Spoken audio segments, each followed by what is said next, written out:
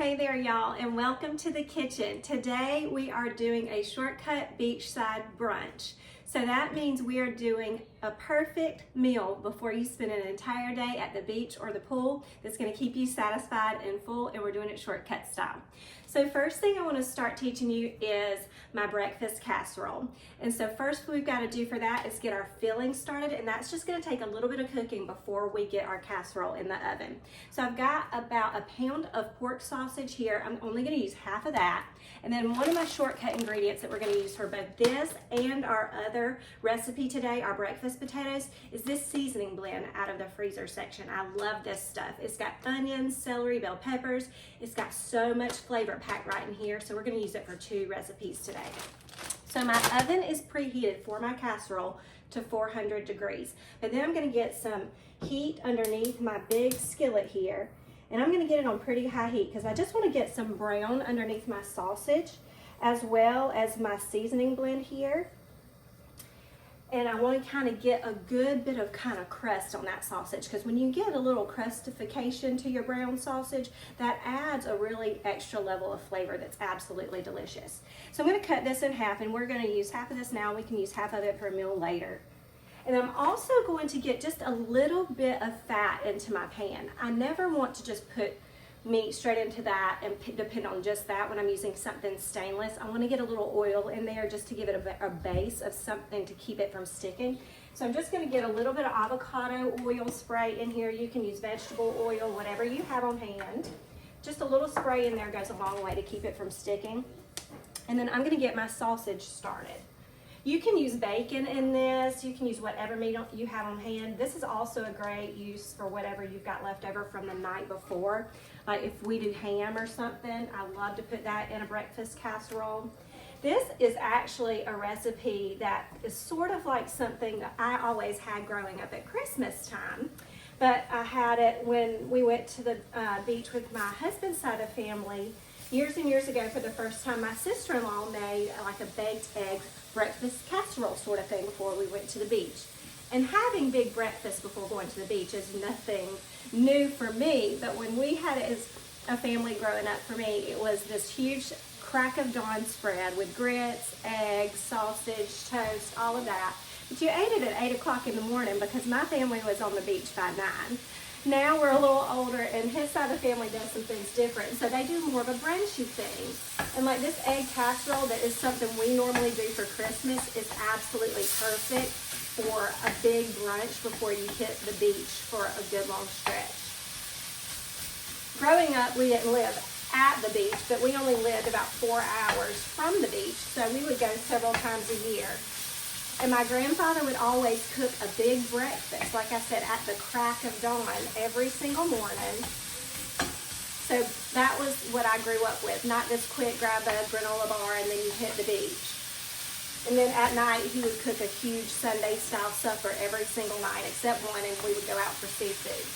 But before you go to the beach, you eat a big, big something, because in my family, you're going to stay for a while. Now we live closer to the beach. We live on the Gulf Coast, and we go, it's only about 35, 45 minutes away.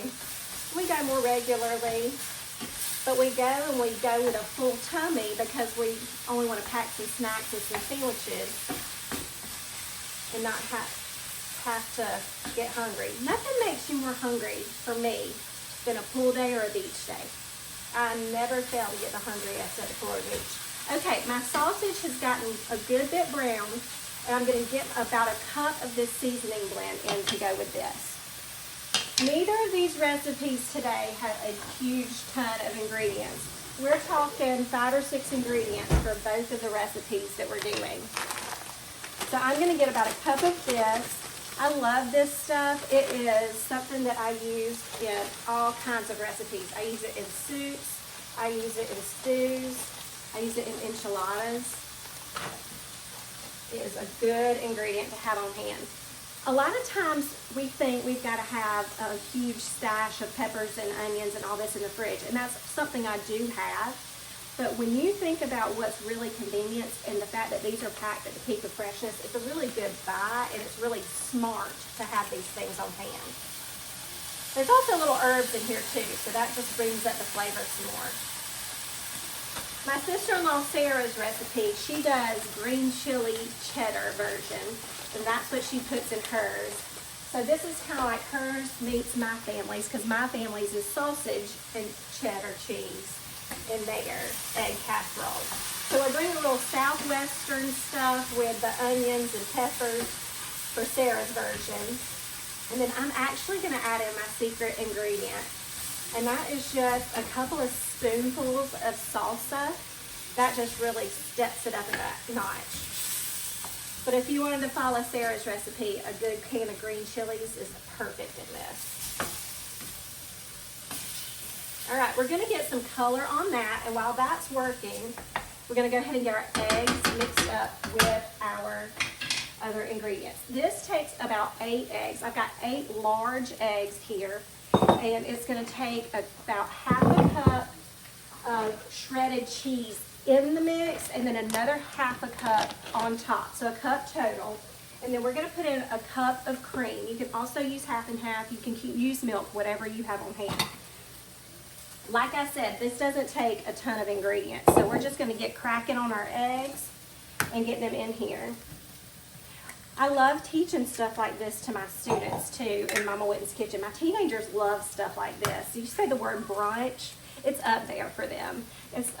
I know a few key words after a couple of years of teaching these teenagers. And you say brunch, sushi, and appetizer, and they're excited. So, and dessert, they like their dessert days too when I teach them a cake or a trifle or something like that. But anytime I teach the kids brunch or something, their eyes just light up. And it never fails. It's the thing they send me the quickest that they've already cooked for their family. I had a couple of students that really did a big spread for their parents for Mother's Day brunch this year, and I was so impressed with everything that they sent me. I always link Mama Whitten's kitchen below. If you've got a teenager that has some interest in the kitchen, they could really be doing some damage in your kitchen for you. These kids are cooking for their family and getting dinner on their tables for their mom and dad weekday nights that are super busy. And mom and dad's been thanking me left and right. Okay, so I'm going in with some cream here. I'm eyeballing a cup. Then we're going to go half a cup of cheese in our mixture. Okay. Like I said, another half a cup goes on top. This is a Mexican blend, but you can use whatever blend that you like. And like I promised, my secret ingredient, some salsa. This is homemade, but you can buy whatever you have on hand. Your favorite salsa will do just fine.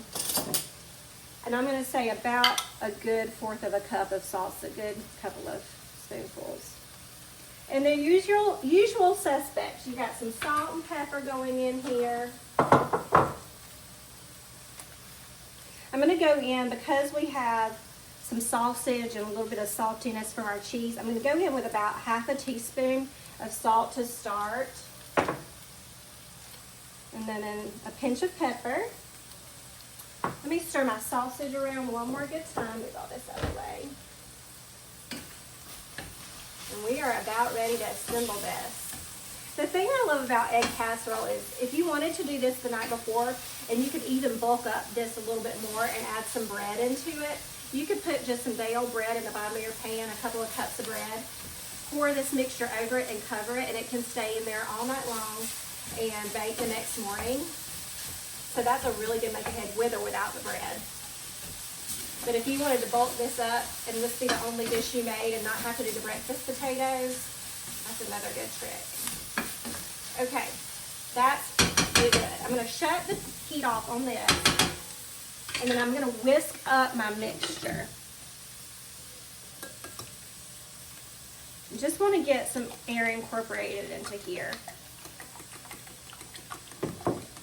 Whisking is in the wrist. My daughter also always looks at me like with this awesome eyeball when I start to whisk. She's like, how do you do your wrist like that, Mommy? Muscle memory. Lots of years of doing it. All right, that's all whisked up. Now my casserole dish needs to be greased too, so we don't have any stickage. So I'm going to get some avocado oil spray on it. Like I said, my oven is already preheated to 400 degrees. And this is not going to take that long. This is going to be ready in about 20 minutes tops. Different ovens actually cook differently, so keep an eyeball on yours. It also depends on how deep your casserole dish is. With mine's going to set up a little bit thicker, but if you have a larger dish, the thinner it is, the quicker it's going to cook. So I'm going to get this into my mixture. Look how beautiful that is. Get it readjusted so I can actually hold it. There we go. Yum. And this egg casserole is going to puff up and just be beautiful. Cheesy deliciousness. You can even just cut these into squares and they're just handheld grab and go situation. Pack them up for the beach if you wanted to. Yum. And the great news is I don't have to get out another pan for my potatoes. This is ready just for me to cook my potatoes in. That is super, super good news. I'm going to mix this in one more time. Get my yumminess into my casserole dish.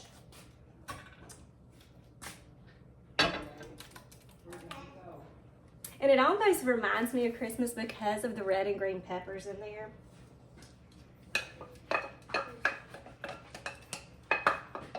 All right. And put this over here. Now we're going to spread our sausage out just a little bit, make sure it's evenly distributed. Going to put a little bit of cheese on top, like I said, another half cup or so. And this is ready to hit the oven.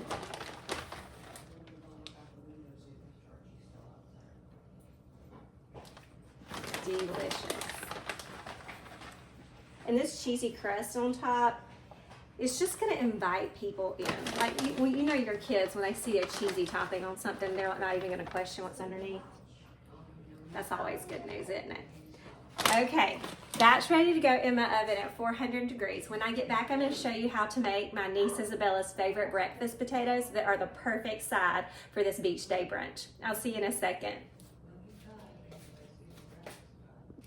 Okay, y'all, I just took my beautiful baked eggs breakfast casserole out of the oven. It smells amazing. It's brown, cheesy, and delicious on top. So we're going to set that to the side and get to work on the perfect side dish for our beachside brunch.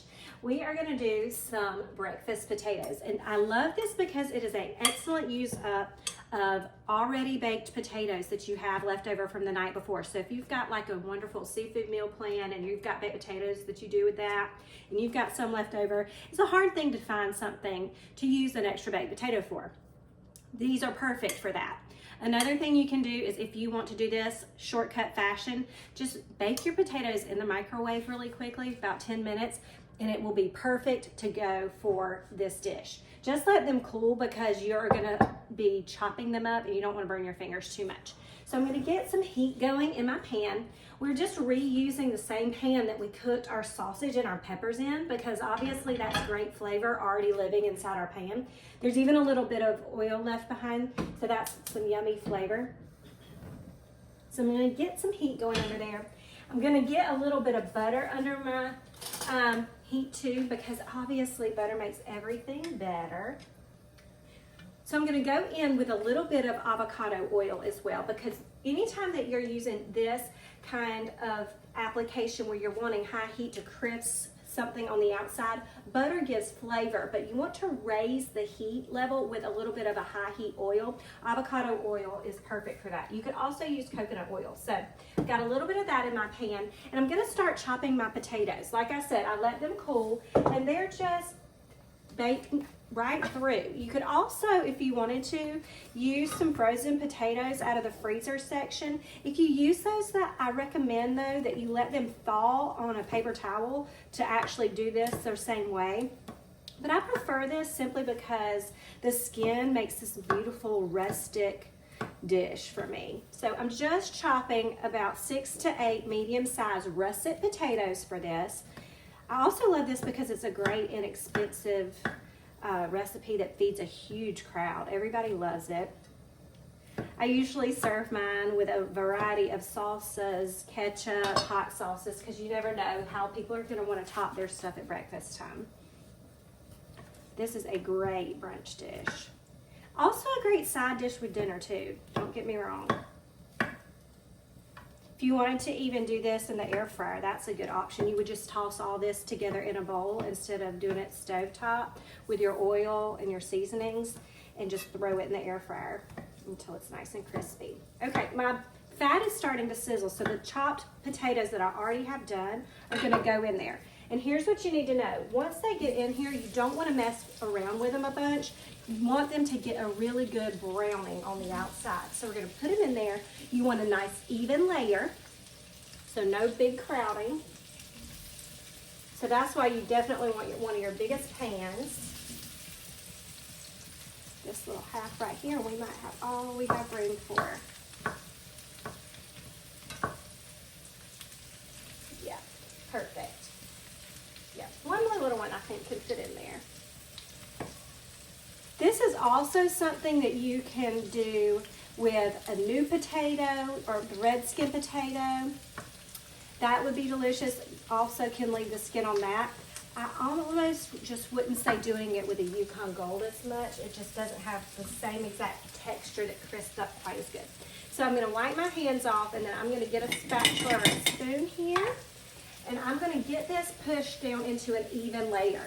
And we're gonna get some seasonings on here and get our seasoning blend that we used in our eggs in here as well. That's our other big heavy flavor hitter. So I'm gonna just get these to where they're touching the heat. And that's the thing, you want them to get down in that butter to get that browning happening. And these will soak up some of the oil into the potato to achieve that crust. So just make sure you're keeping an eye on it, that it's got enough fat in the pan. It's not a sin to throw another pat of butter in there.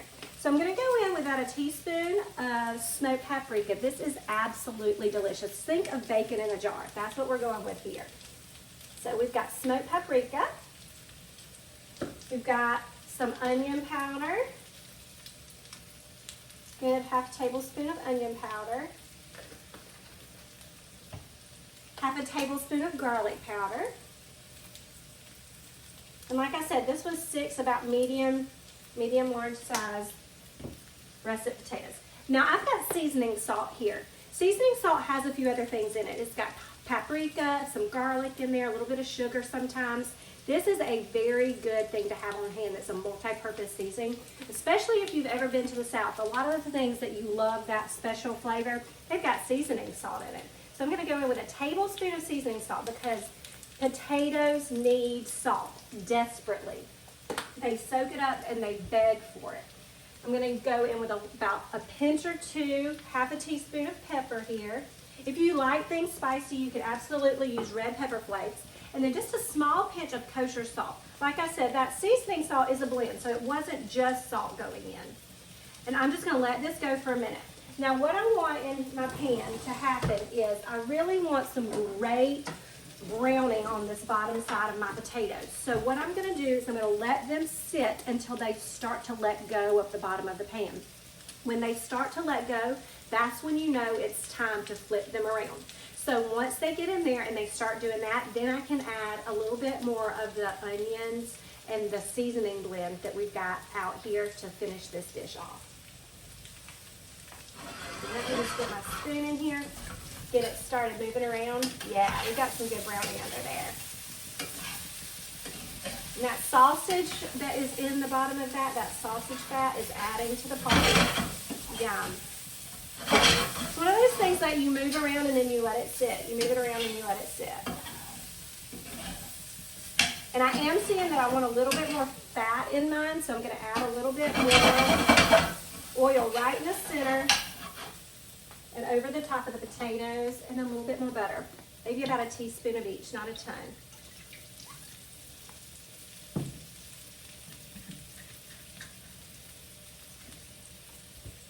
Always makes me think of like a lazy Saturday morning brunch, these potatoes. Like you've had a steak with baked potatoes the night before, and then you pull out your leftover baked potatoes, and this is the perfect thing to have on hand. Get all that fat mixed around in there. And you can absolutely do this with any veggies you want. So if you want to beef this up and put in some mushrooms, some zucchini, you absolutely do this with like half and half sweet potatoes and russet potatoes and do a little of a medley situation. All right, so we're gonna leave that in there, let it start getting a little brown, and I'm gonna get my seasoning blend. Now we used a cup of this seasoning blend earlier for our eggs, and it really is gonna beef up that flavor. So I'm gonna get another cup or so in here. Yummy. And then that's going to give me another couple of cups to use for other recipes. And like I said, this is one of those things to have on hand. This is the kind of thing that I teach when I teach my students. The things that you need to have in your pantry, your fridge, and your freezer, so that you're always prepared to make a meal. I also have a Pantry Staple guide that you can get for free. All you gotta do is get the link below in the description down there for that too. That's something you can even print out. I have it to where it's beautiful on your phone, but if you wanted to, you can print it out, put it on your pantry wall. And it just tells you the basic things that you need to have in your pantry so that you know that you are prepared to make a meal no matter what's going on, that you don't have to run to the grocery store. Or it's a guide to help you pick up your little list and say, what do I not have? And you know what you need to get on that grocery trip that day. Stocking your pantry is rule number 1 in Mama Whitten's Kitchen Cooking School. We have a 5-step system that I teach our students, and the first step is know how to stock your pantry.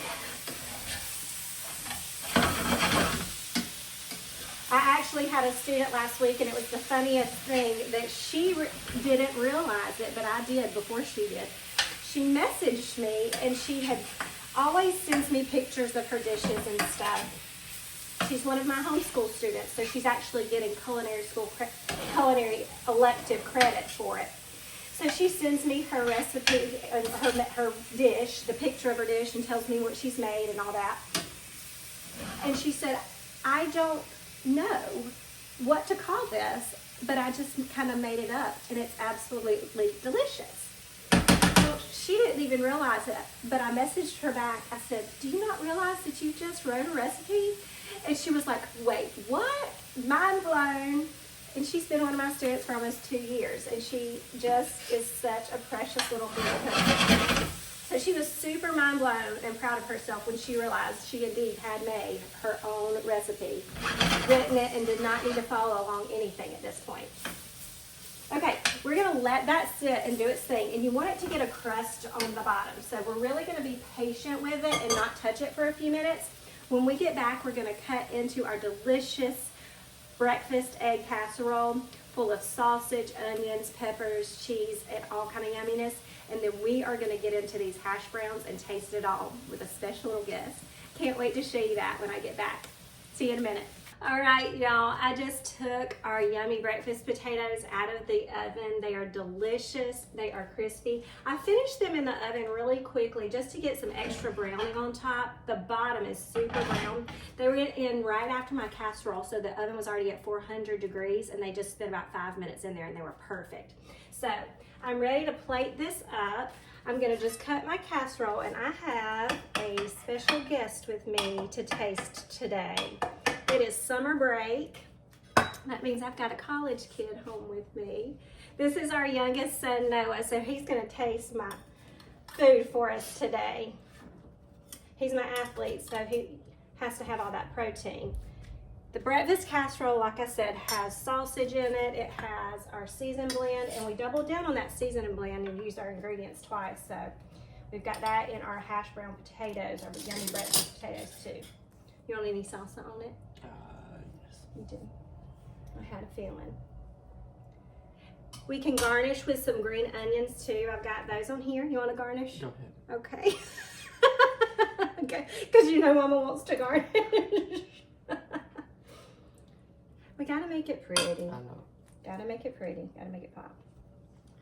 We ready? We're ready. Okay. Give it a taste. Tell me what you think. It's brunch time. It's gonna be hot. Careful. We're gonna do it again anyway.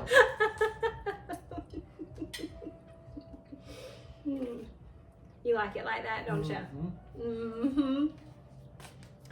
These are delicious, great dishes for beach days, pool days, any kind of brunch time to shortcut and make your life easier. The point is getting around your table with your family members as much as you can. So I hope you guys make these. Let me know in the comments if you do, and make sure if you've got a teenager that you sign them up for Mama Whitten's Kitchen. The link's in the description below. I'm going to enjoy having some kiddos home this summer, feeding them as good as I can. And until next time, happy cooking, y'all. See you later.